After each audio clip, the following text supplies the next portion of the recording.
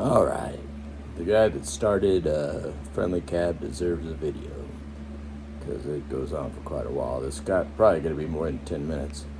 But when I started with Friendly Cab, he had just sold the company to a couple other guys. I'll talk about them too. They deserve a video. But yeah, just started with Friendly Cab, and that's what was going on. And I saw him at the office, things like that, and I saw the son-in-law and his, I guess his wife's daughter. I guess they got married.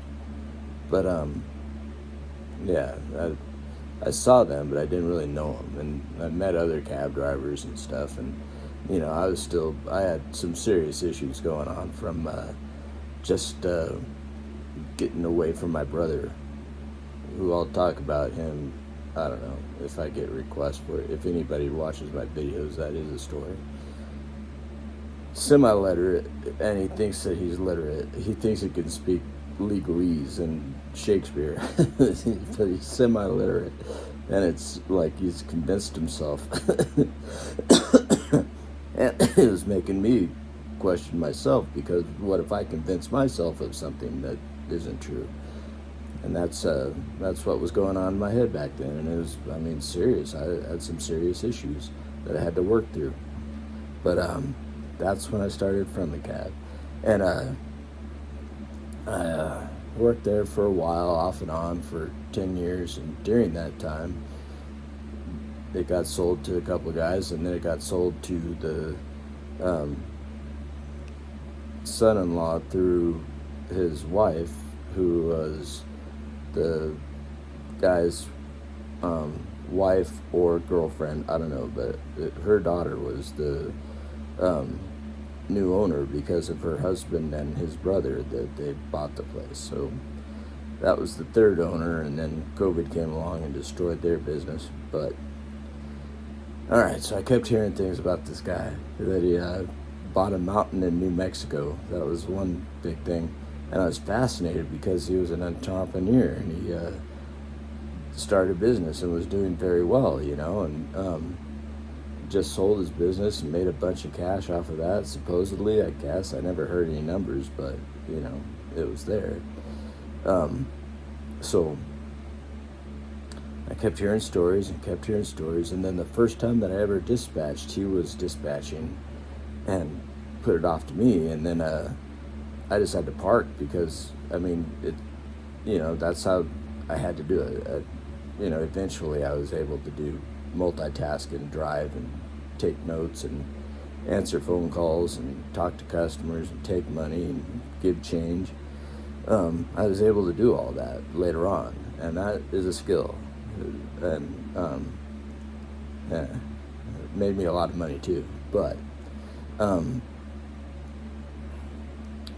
yeah, so the first time I dispatched was because of this guy who made me take it. And then I would leave and come back, and I'd see him again. And then at one point, I got friendly with the two brothers, one of the brothers of the two brothers, that was married to the daughter of the girlfriend / wife, whatever. And I was friends with him. I said, "Hey, how's that guy doing?" And he goes, "Yeah, I just don't know him anymore." I'd ask about him all the time because he fascinated me. But that was one of the responses that I got. I just don't know him anymore. But it turned out that he went down to Chile and married a woman that looked just like Charo. That was I never met her, but I just kept hearing that. She looks just like Charo. As a matter of fact, he told me that at one point. Yeah, she looked like Charo. And I never thought Charo was hot. My schoolboy fantasies was never involved Charo. But so that happened, and I really liked his girlfriend, wife, whatever. I met her a few times, and yeah, she was just old hippie from the old days that had that way of thinking and wasn't corrupted, by the society and cash and everything. but she was just a cool woman. That was my take of her. And so I always liked her. I always liked his daughter, or her daughter. And they look exactly alike, but I liked her. I didn't, I was friends with her husband, but, I'm not friends now. I don't talk to him. He's a maggot, and I mean, I'm sorry, but that's just it. If you're a maggot, I've got family that are maggots that are, you support Trump, then you obviously have something wrong with you. That's just it, I mean, I'm sorry, and they feel that I have something wrong with me because I'm not a maggot, and that's fine too.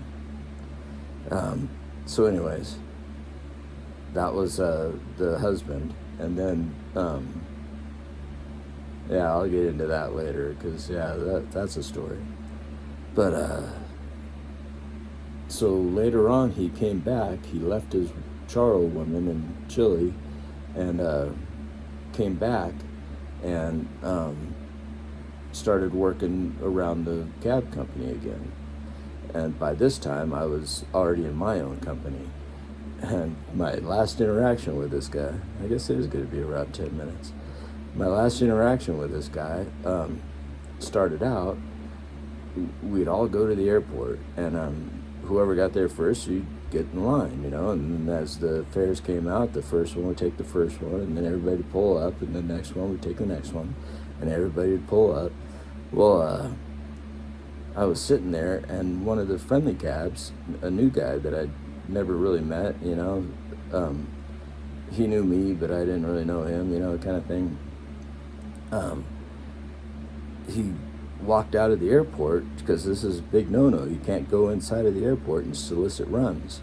You just can't do that by the airport standards and by the cab standards. You got to sit there, and that's it. It's honor amongst thieves with the cabs, right? So I got out and I said, "Hey, did you just get solicited inside?" And the fare says, "Yeah." I said, "Nah, you're my fare. Hop in." And that was my instance with Friendly Cab. And let me go into something else about Friendly Cab, because I worked with them forever. Their take on other cab companies was that everybody else was bottom feeders. They were the apex predator, and everybody else was bottom feeders.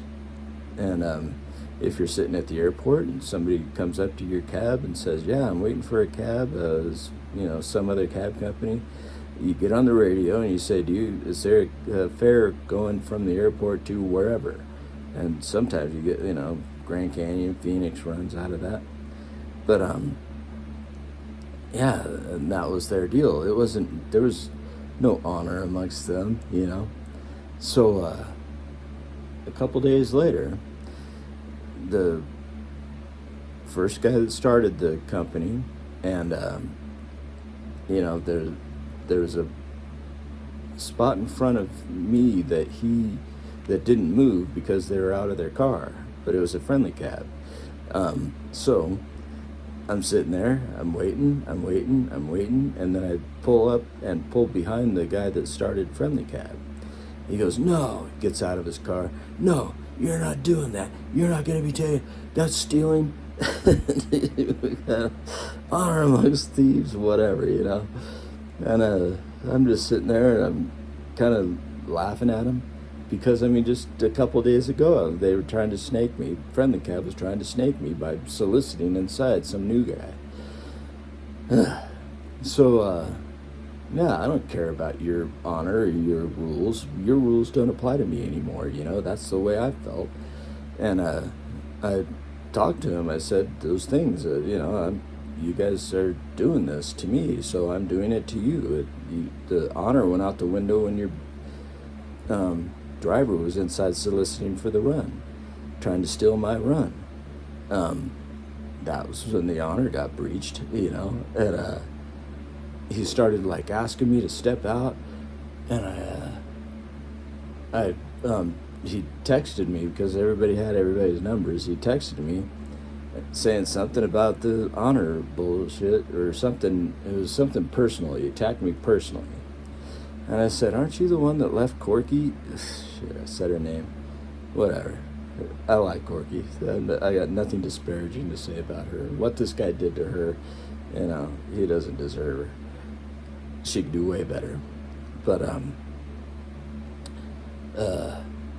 yeah, didn't you leave Corky and go down to some chick in Chile named that looked like Charo? And who does that? Why would you do that to her?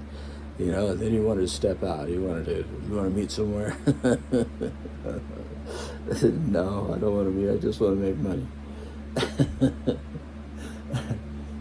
So I talked to the son, or 10 minutes.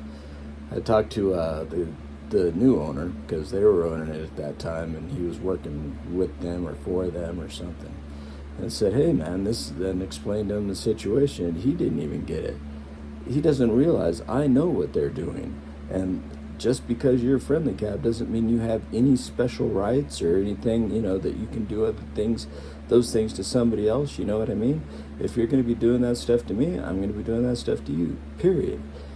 And I can do it better than your rookies. Anyways, there was another one where I tried to solicit a Grand Canyon run out of there. And I think that was before that, actually. But it was the owner that went down, the guy that started it, that went down to pick up that fare. And the fare was telling them that I was trying to solicit him, and he got pissed off and talked to his son-in-law, pseudo son-in-law, about it. And then he talked to me about it, and I said, yeah, that's when you're in friendly cab, that's what you try and do. If it's for another fare, you're not asking about the honor amongst thieves. People that pretend to be my friend out of friendly cab do that stuff to me. I mean, what is it? Come on, what are we doing here? And whatever. So that was just part of the story. Cab driver drama. But it's politics also, This is how it was. And I loved my job. I absolutely loved that whole situation. Being able to do that, that was a lot of fun. I had a lot of fun that day. Thank you, the guy that started Friendly Cab. Thank you. That was a fun day for me. Anyways, thanks. Bye.